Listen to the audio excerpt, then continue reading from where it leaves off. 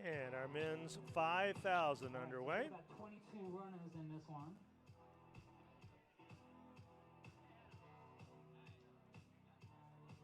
So our early leaders will be Festus Legat. You saw him run 1:44 in the 800 meters a little earlier this evening. So he's going to take out the first K or so. And then that's Legat and Visakay. They're taking our pace out. Mead and Heath making sure, though, they go right with it in 3 and 4. And they've established that fast pace early, under 30 seconds for the first 200. Mead was not aggressive at all last week in his race, and yet going out very well here. So that's a good sign. Heath closed very fast last week. An outstanding finish on that mile, going out well also. So 2 weeks ago in Sacramento, Hassan Mead rabbited his teammate Pat Tiernan, who's heading to the Olympic Games as an Australian. And I'll let you give that split. Right at 62.2 for the first 400. So Hassan Mead with the aggressive pace and rabbiting Pat Tiernan, and Tiernan dropped off just a bit, running 13:24. But Mead looked very good at 13:10 pace. And he carried it past 3,000 meters, or nearly 3,000 meters. So Mead is definitely fit. That's Mead comfortably in 3rd, Heath in 4, and Jordan Guzman in 5. Tim Gorman, better known as a 1,500 meter runner from Mammoth Track Club. He was hit number 15. And Legat, for a guy who ran 1:44, this is a jog in the park. Visakay will take that over and continue, or excuse me, Nowak will take that over and continue. But really our leaders then, really in 3, 4, and 5 are Mead, Heath, and Gorman. And Huxham moving up just behind Sydney Gidabudai. Huxham in the sky blue top. So we did slow down a bit there. 64.5 on that second lap. We'll get our first 1K split here as they come by the finish line area. So Jordan Guzman going to be a player this evening. He's run 13:21, and that's from 2 years ago at Peyton Jordan. And he's part of that front group. Dylan Maggard in there, and Sydney Gidadube also. So we're about 13:14, 13:15 pace. Noteworthy because the World Championship qualifying period is now open. The standard is 13:13.50. So if somebody wants to stamp their ticket to Eugene for next year for the World Champs, that's the mark they have to hit. 13:13.50, which is 63.3 or so per lap. And coming up at the end of 1,200 meters, Mead, Heath, Gorman, right at 64.9 on that lap. So we didn't slow it down at all on that one. That's good. And I like that Legat is getting past 1,200 meters. So then, you know, if Nowak can take this group halfway through this race, that is really going to help. All right, Mead in 3rd, Heath in 4, Gorman, and then Maggard, Gidadube.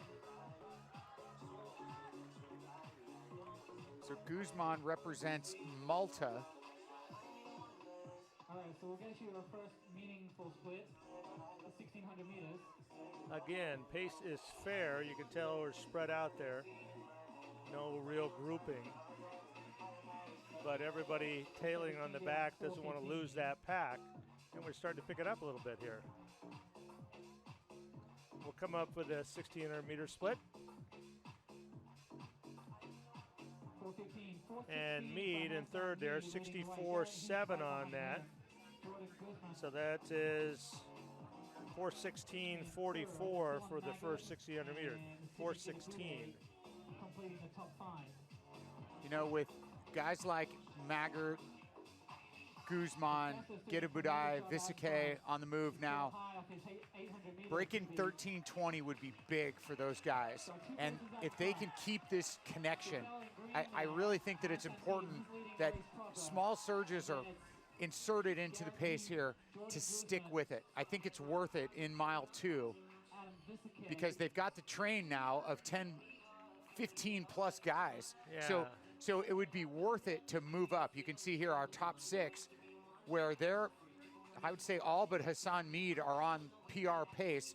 You got a great pacer in Noack. So it would be worthwhile to throw in a surge to stick with it. Winning the race is not important. What is important is locking down that time. And this is a great opportunity to do it. And Visokay doing just what you said he should do. He's picked up 3 or 4 spots and then tucked back in on the inside rail there, again in that, 5th spot there. And that was 63.3 on that lap. So we're picking that up a bit. You can tell the pack's starting to spread out just a little bit more. Boy, Mead just looks so comfortable in second. Heath great in third. Gorman in fourth. We have our pacer out front. And then Huxham and Maggard and Gita Dubé all staying close. Yeah, whatever they can do to keep that train going. You also know you have 2 of the most veteran 5,000 meter runners in the U.S. in Mead and Heath. So now is the time to key off of those vets. And we're getting a little bit of a break right here. Looks like Maggard is the odd man out all of a sudden in that. And Visokay has moved up into that group. So our pacer and then our 4. And that again, another 63.6 on that lap. So that's twice now. We have 2 good laps where we've picked up the pace, 2:06 over the last 800 meters. Looks like Hassan Mead is almost chomping at the bit to blast to the front here. And Garrett Heath coming off of that nice mile last week. Heath looks very comfortable also. So does Gorman. He is tucked right in there, looks good.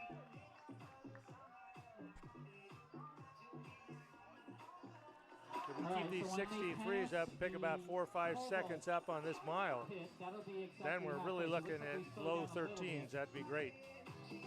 Boy, Visokay just needs to make that jump.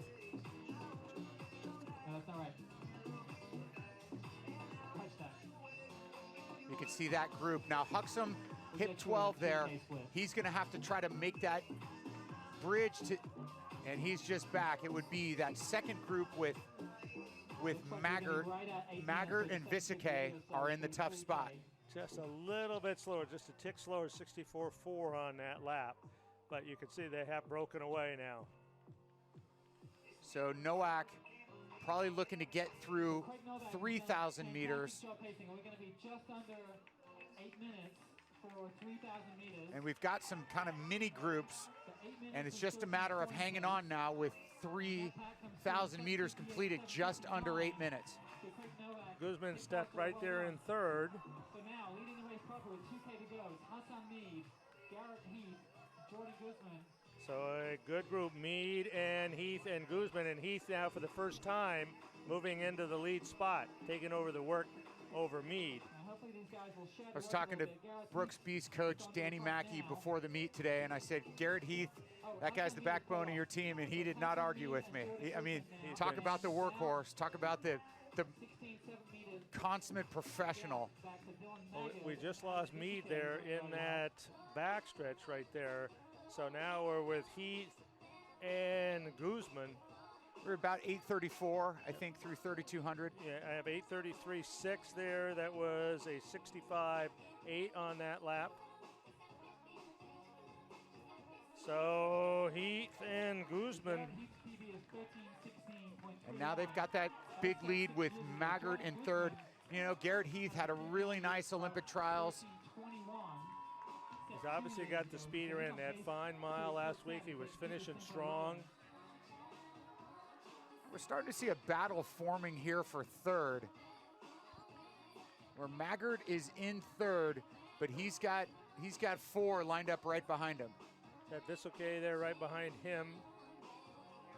You know, I'd like to see Guzman there in second do a little bit of work, if possible, to keep this pace going. And there's our pack. That's the chase group right there with Maggard. And now Rafla on the move in third. And we slowed that up a bit. That was 68. That's been our slowest lap by far. Yeah, it's time for Guzman to take over some pacing duties to keep these two away. You can see they've got 50 meters, but Garrett Heath, he took his turn at the front. Now it's time for Guzman. Got to keep that pace up here as we come through. You're right, our chase group is actually closing in a little bit on that. And Andrew Raffla had a fine mile last week also, starting to close that gap a bit. 3:57 last week, that was his personal best. They're just coming up a little bit too much for comfort. If you were Guzman, you're right, you need to get up there and help Heath push that pace a bit. You know, a deep breath and a second wind looks like maybe has given Huxham a chance here. Now Huxham and Maggart behind Raffla. And Raffla on his way to a big PR. He ran 13:50 at the Portland Track Festival. He's looking to really drop it. We're 68 again on that lap. So they are maintaining that pace, but that gap between third and the pack is closing.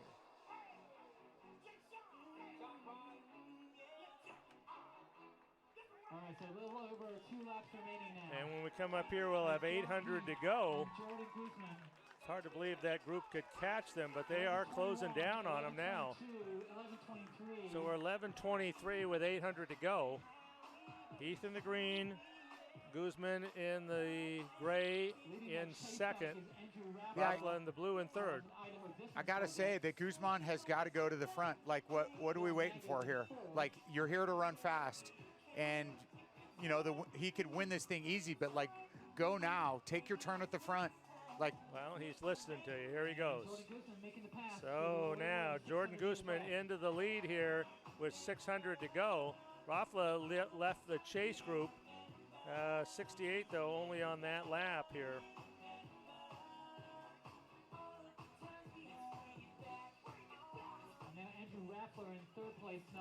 Raffla really is closing down the distance quite a bit here. Raffla's got some speed to run a great last 400. Yeah, he's zeroing in on Garrett Heath. All right, Guzman has open lead. Raffla, though, has really picked up the tempo. We're at 12:31 with 400 to go. Heath in second, Raffla now into second, coming up on Heath's shoulder here. And here he comes. Andrew Raffla has made up that distance. It looked like these two were going to run away with it, but Andrew Raffla is really starting to move down the backstretch. He's got him within 10 meters of him. Raffla is certainly running the quickest tempo of anybody in this race, and we'll see now when Jordan Guzman feels Raffla up on his shoulder. Can he respond? But Raffla now with 200 to go coming up, and yes, Guzman can respond. He's going to try to hold him off. He's picking it up, but Raffla right there. We're going to have ourselves a great last 150 here. Guzman in the lead group from the entire way. Raffla has closed the distance, and here we go with 100 meters to go. Jordan Guzman just enough left, one more gear to hold off a great charging Raffla, and Guzman will be our winner. Raffla in second.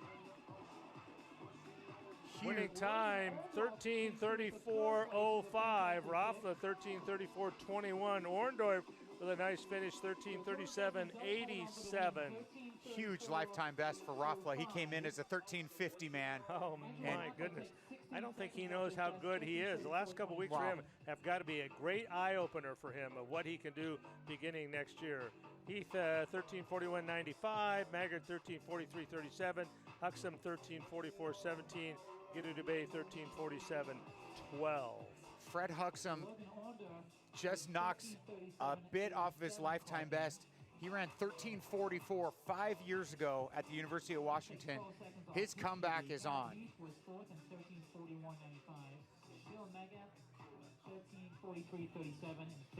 You can see the depth in that race with 10th place at 14:03. So Guzman, you see there on the win.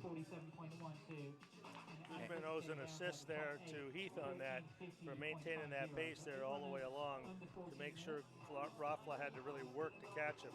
If Raffla hadn't worked as hard as he did, he might have been able to outkick him. So Guzman, go over and shake the hand of Heath, say thank you very much.